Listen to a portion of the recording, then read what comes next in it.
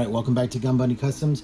And this morning we're going to be doing a breakdown of my custom JT Marsh from Exosquad figure that I made using G.I. Joe classified parts. So Exosquad was a show that came out, I want to believe like 93, 94, came right around there. And so it was definitely past my time of when I was collecting G.I. Joes. But it was such an awesome, it was an awesome cartoon, and I remember stumbling across the toys at Toys R Us.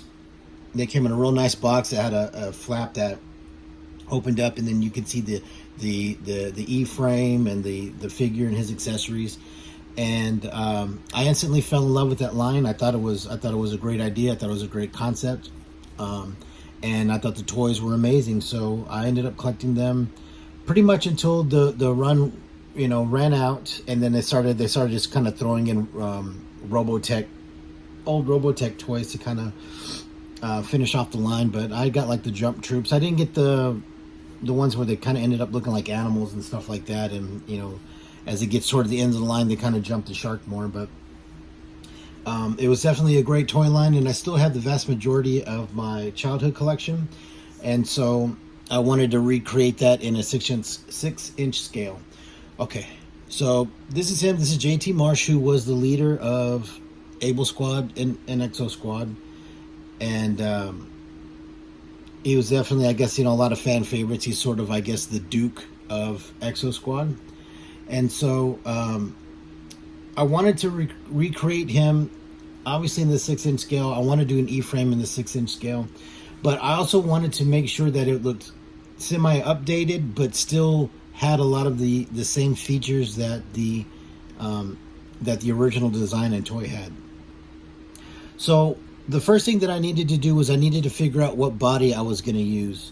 So what I ended up doing is I ended up using the body from the movie Snake Eyes, which is a cheap toy now, and so and it's definitely readily available, and it's definitely a good base, because you can still kind of see like the abs are kind of, or the ab padding is kind of molded in there, which was very reminiscent of the original design.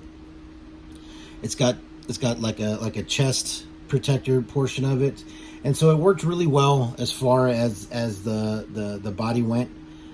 For the legs, originally I used the legs that came with the Snake Eyes, but the padding, the pads that are very iconic in the original one are more on the front like this. So I ended up switching them out for Zartan legs. So those are Zartan legs.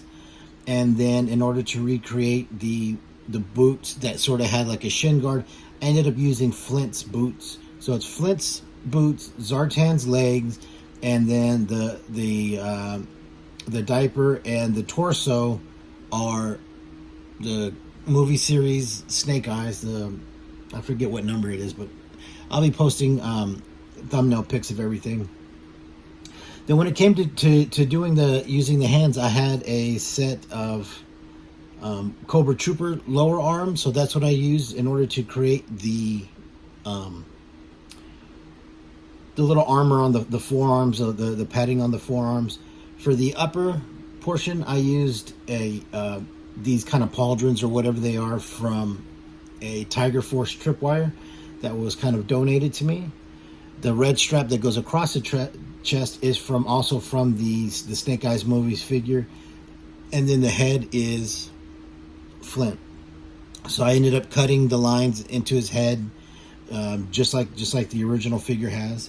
And then I just I tried to paint match it as close as I could to the original toy and the original kind of concept art and drawing.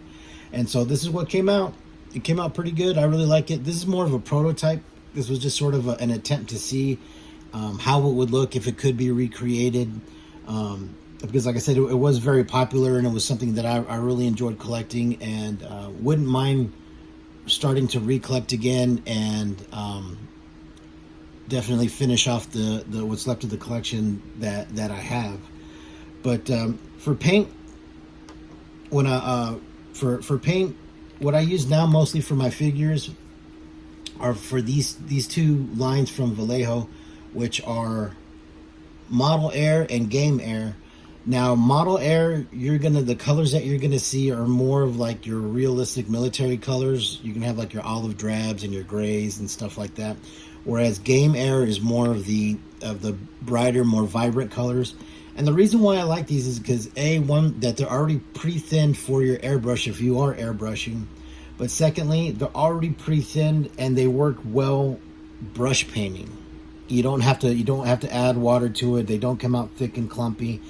They come out really good, and they're still opaque enough to where you don't need a whole lot of passes on there, a whole lot of layering up or coats of paint.